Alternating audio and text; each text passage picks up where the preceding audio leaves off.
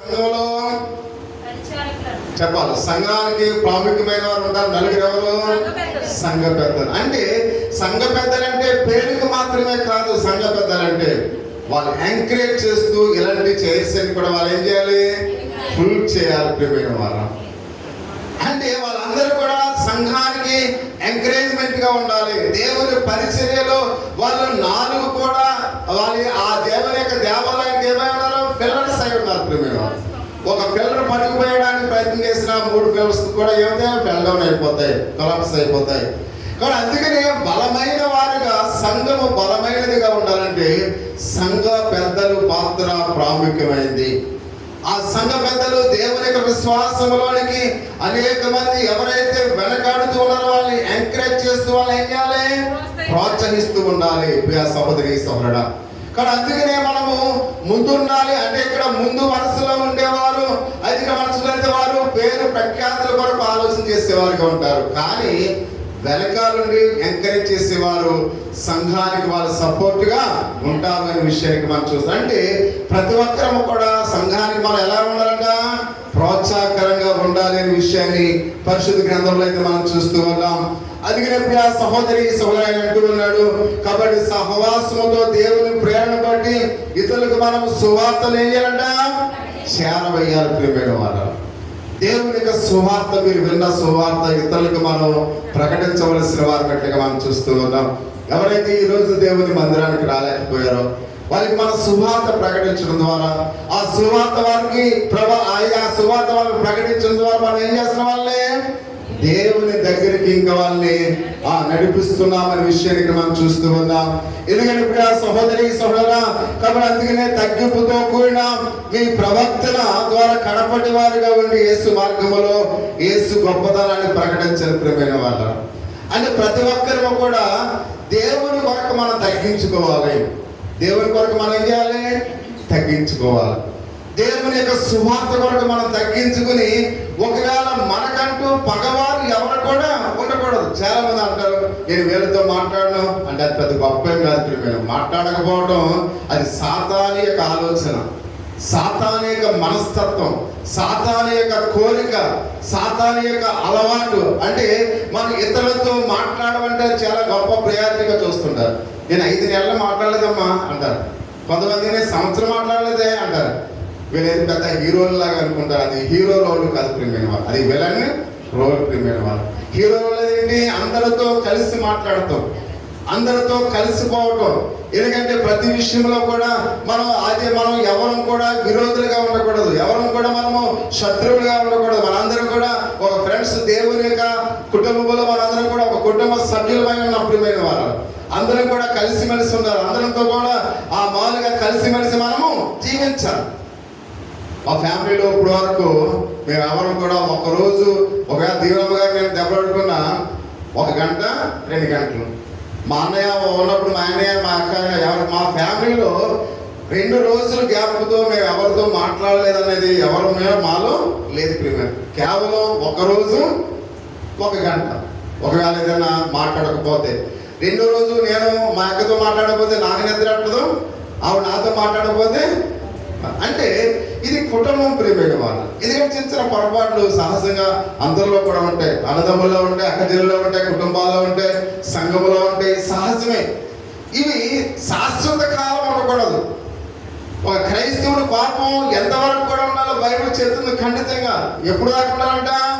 సూర్యుడు అస్తమించేసరికి, సూర్యుడు ఉదయించేసరికి అస్తమించేసరికి మనలో ఉన్న కోపం అంతా కూడా పోవాలి. ఇది క్రైస్తత్వం. అంటే ఒక క్రైస్తవుడు కోపం కలకాలం ఉండకూడదు. ప్రియమైన వాళ్ళు క్రైస్తవుడు కోపం అయితే రోజుల తరబడి ఉండకూడదు. కాబట్టి ఎందుకంటే మనం క్రైస్తవం కాబట్టి 1 గంట 2 గంటలు ఒకవేళ కోపంలో అనుకున్నా మనం అందరూ కూడా సహోదరి సహోదరులు. ప్రియమైన వాళ్ళు అందుకని ప్రతి ఒక్కరూ కూడా శాశ్వతమైన శత్రువులు ఉండకూడదు. ప్రతి ఒక్కరు కూడా అందరం కూడా మిత్రులుగా మనము ఉండవలసిన వారు బయటకు మనం చూస్తాం. అందుకని కొన్ని సార్లు మనం ఏం చేయాలంట? దేవుని కొరకు తగ్గించుకోవాలి.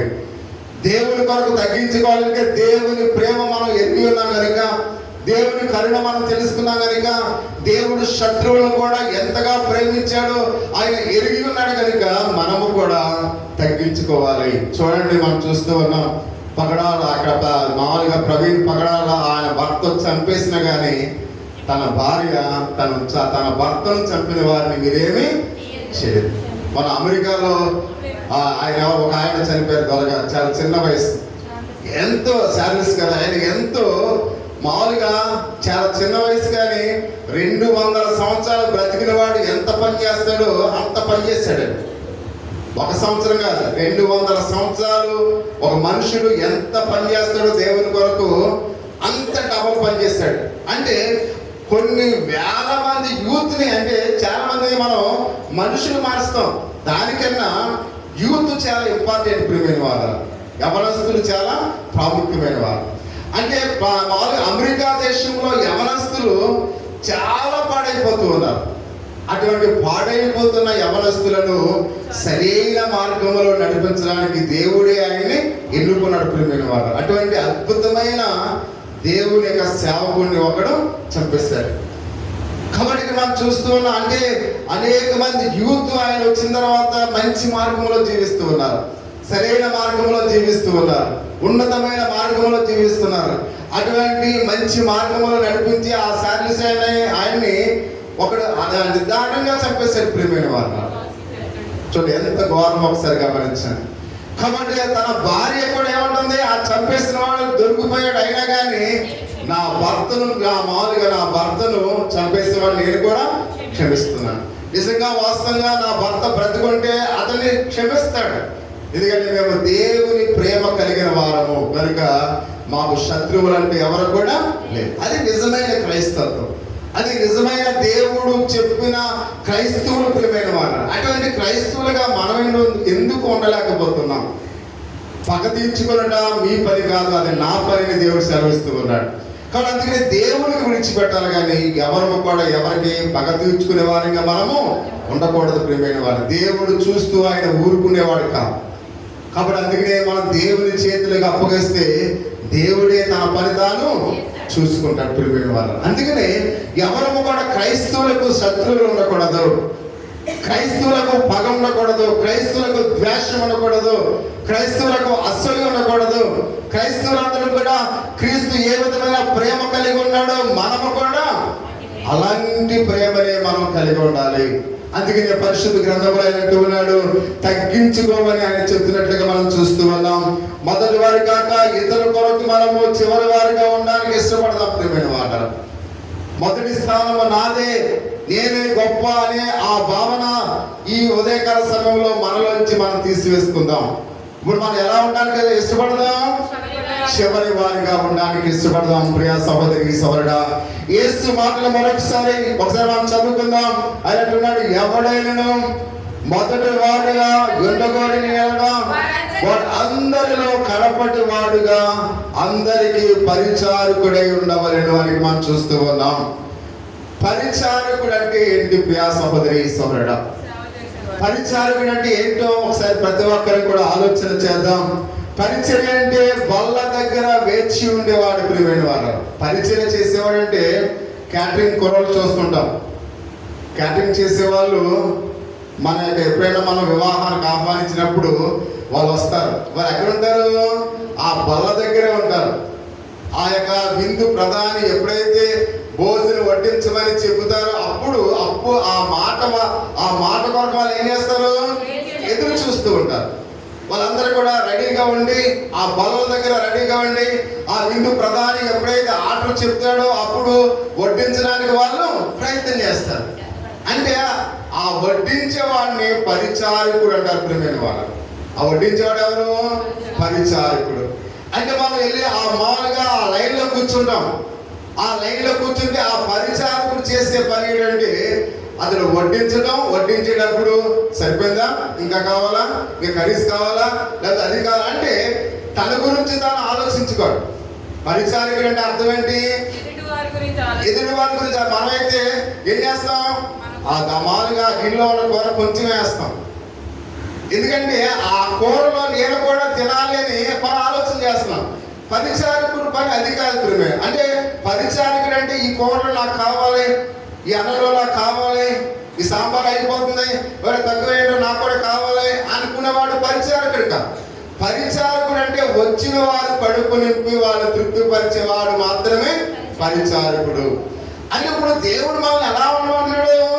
పరిచారకులై ఉండండి. పరిచారకుడు అంటే తన్ను తాను గురించి ఆలోచించుకునేవాడు కాదు, తన కుటుంబానికి ఉందా లేదా అని చూసుకునేవాడు కాదు.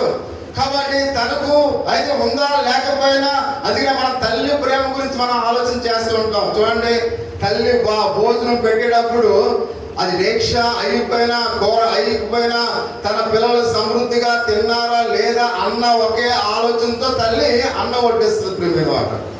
అంటే తల్లి పరిచారికురాలు.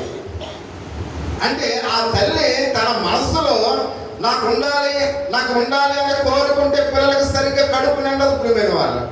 తనకున్నా లేకపోయినా తన పిల్లలు తిన్నారా లేదని ఆలోచించేవాడే నిజమైన పరిచారకుడు అనే విషయాన్ని మనం గమనించాలి. అందుకని పరిచారకుడు అనే అర్థము తన్ను తాను గురించి ఆలోచించేవాడు కాకుండా ఆ బల్ల మీద కూర్చున్న వారు కడుపు నిండా ఆహారం పెట్టేవాడే పరిచారకుడు అనే అర్థాన్ని ఇస్తున్నట్లుగా పరిశుద్ధ దేవునికి లేఖన భాగంలో మనం చూస్తూ ఉన్నాం. వాడు అందరికంటే ముఖ్యమైన వాడుగా ఉండడం ప్రియమైన వాడు. ఆ కూర్చున్న వారందరిలో ఆ వడ్డించేవాడు ముఖ్యమైన వాడు కాదు. కేవలం వాడు ఏమై ఉన్నాడు? పరిచారకుడే, పరిచర్య చేసేవాడుగా ఉన్నాడు. పరిచారకుడైనట్లుగా మనం చూస్తూ ఉన్నాం. కాబట్టి ఆ వ్యక్తి ఎక్కువగా ఏమి మాట్లాడు ప్రియమైన వాడు. వడ్డించే వాళ్ళు మాట్లాడతాడా? ఎందుకు మాట్లాడో? ఏది కావాలని చూస్తూ ఉంటాడు కనుక మాట్లాడడానికి అవకాశం ఉండదు ప్రియమైన వారు. అంటే ఇతనికి ఏం కావాలి? ఒకవేళ కూర అయిపోతుందా, లేదా ఒకవేళ ఏదైనా రైస్ అయిపోతుందా, వీటి గురించి ఆలోచన చేస్తుంటాడు. కానీ అతను మాట్లాడడానికి సమయము ఉండదు. మన యోగక్షేమాలు చూసేవాడు మాట్లాడడానికి అంత సమయము ఉండదు. ఏమి చేయలేని వాడు, ఏమి చూడలేని వాడు వాగుతూ ఉంటాడు ప్రియమైన వాడు. చూడండి, ఏం కావాలో మీకు అంటాడు. వాడు ఏమి తేడా, వాడు ఏమి చేయడు. చాలా మంది మామూలు భోజనాల్లో కొంతమంది అయితే దీక్ష తెచ్చి వేస్తుంటారు. కొంతమంది ఏమైనా కావాలో చూడండి అంటాడు. అంటే ఏం కావాలో చూడండి అంటాడు, అంతేగాని వాడు వచ్చి వేయడు ప్రియమైన వాడు. అంటే కొంతమంది మొదటి స్థానం చూడడానికి ఆలోచన చేస్తుంటారు. ఈ విందులో నేనే నెంబర్ 1, పన్ను ఏం కావాలో చెప్పు, ఇప్పుడే వాళ్ళు వచ్చేస్తా అంటాడు. అంటే పన్నుకి తెలిసి వాళ్ళు ఎలాగ కూర వేడు. అంటే ఇలాంటి వాళ్ళు మొదటి స్థానంలో ఉండడానికి ఇష్టపడతారు. కానీ కొంతమంది వాళ్ళు తిన్నారా లేదని వాళ్ళు ఏం చేస్తారు? తెచ్చి కూర వేయడానికి చూస్తారు ప్రియమైన వాళ్ళు. అది నిజమైన ప్రేమనికి మనం చూస్తూ ఉన్నాం. అందుకనే ప్రతి విషయంలో కూడా ఆలోచన చేయాలి, ఆలోచన కలిగి ఉండాలి. నేను చూడండి, మామూలుగా దొరబాబు కూడా, ఎందుకంటే నేను మాంసాహారం మానేశాను కాబట్టి మామూలుగా వైట్ రైస్ పెట్టి ఆ గబగబా కూర అందరిలో మామూలుగా గబగబా తెచ్చి కూర వేస్తాను. అంటే ఆ మామూలుగా అందరూ కూడా నాన్ వెజ్ తిన్నారు కాబట్టి ఆ మామూలుగా తినడం లేదు కాబట్టి పాస్టర్ గారు అని ఏం చేశారు? గబగబా తెచ్చేసి. అంతేగాని మా పాస్టర్ గారు కూర్చున్నారంటే ఏం కావాలి చూడండి అని అనుకోండి, ఏ స్థానంలోకి వెళ్ళిపోతాడు? మొదటి స్థానంలో. అంటే ఆయనకి ఏదో కావాలో చూడమంటే అది కాదు ప్రియమైన వాళ్ళు. మనం పట్టుకు వెళ్ళి దగ్గరుండి ఆ కర్రీ వడ్డిస్తే అది తన యొక్క ఆకలి తీర్చడానికి పరిచారకుడిగా ఉన్నాడు అనే విషయానికి మనం చూస్తూ ఉన్నాం. అంటే మనం ఎలా ఉండాలి? ఆ పరిచారకుడిగా ఉండాలి. పరిచర్య చేసేవాడు చూస్తూ ఉంటాడు కానీ ఏం చేయడట? మాట్లాడు అని ఇక్కడ మనం చూస్తూ ఉన్నాం. ఒక వ్యక్తి నిశ్శబ్దముగా అక్కడ ఆహారం తెచ్చి వడ్డించి తిన్న తర్వాత ఆకులు ఎత్తివేస్తాడు ప్రియమైన వాళ్ళు. ఆ పరిచారకుడు ఏం చేస్తాడంట? తిన్న తర్వాత మళ్ళీ ఆకులన్నీ కూడా తీసివేస్తాడు. అంటే తన బాధ్యత ప్రియమైన వాళ్ళ ఏం చేస్తున్నాడు? బల్ల దగ్గర ఉన్నాడు, వచ్చిన వాళ్ళందరూ కూడా ఆహ్వానిస్తున్నాడు. కూర్చున్న తర్వాత వాడు సమృద్ధిగా ఆహారం పెడుతూ ఉన్నాడు. వాళ్ళు తినేసి లేచిపోయిన తర్వాత ఆకులను కూడా ఏం చేస్తున్నాడు? తీసివేస్తాడు. అది పరిచారకుడు అనే పదానికి అర్థము అనే విషయానికి మనం చూస్తూ ఉన్నాం.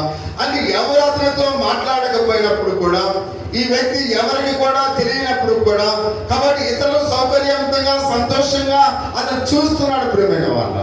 ఏం చేస్తున్నాడు? ఆ వ్యక్తులు ఎవరని తెలుసా? వడ్డించేవాడికి వాళ్ళు ఎవరో తెలియదు.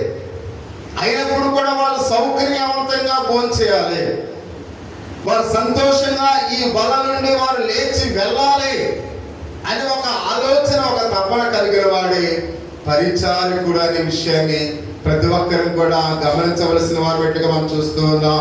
అని ఇది దేవుని రాజ్యములో గొప్పదనం ప్రియమైన వారు, ఇది దేవుని రాజ్యములో గొప్పదనం అని మనం చూస్తున్నాం. అందుకనే దేవుని యొక్క సేవకుడు కూడా కాబట్టి ఎలా ఉండాలని ప్రియమైన వాళ్ళ సంఘము గురించి పట్టించుకునేవాడుగా ఉండాలి.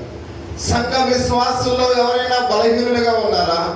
ఒకవేళ సంఘ కాపరిని ఏదైనా సహాయం కోరి వచ్చినప్పుడు ఆ సహాయానికి అతడు ఏం చేయాలి? ఆ సహాయం తీర్చేవాడిగా ఉండాలి. అంటే ప్రియా సహోదరి సహోదరుడా, పరిచారికుడు అంటే దేవుని యొక్క సేవకుడు అంటే సంఘముతో సహ సంబంధాన్ని కలిగిన వాడై ఉండాలి. అందుకని ఏదో ఒక రోజు వచ్చి అలా బాగున్నారా అంటే ఏదో ఇక్కడ నమస్కారాలు చెప్పుకుంటూ వెళ్ళిపోవడం కాదు ప్రియమ. కష్ట సుఖాల్లో తోడై ఉన్నవాడు ప్రియమైన వారు, ఆపదలో ఇరుకులో బాధలో లేక అయితే కష్టంలో ఆదుకునేవాడే పరిచారికుడని ప్రతి ఒక్కరిని కూడా గమనించవలసిన వారినట్టుగా మనం చూస్తూ ఉన్నాం. కాబట్టి అందుకనే పరిచారకుడు అంటే సంఘము యొక్క సంతోషాన్ని చూచేవాడు ప్రియమైన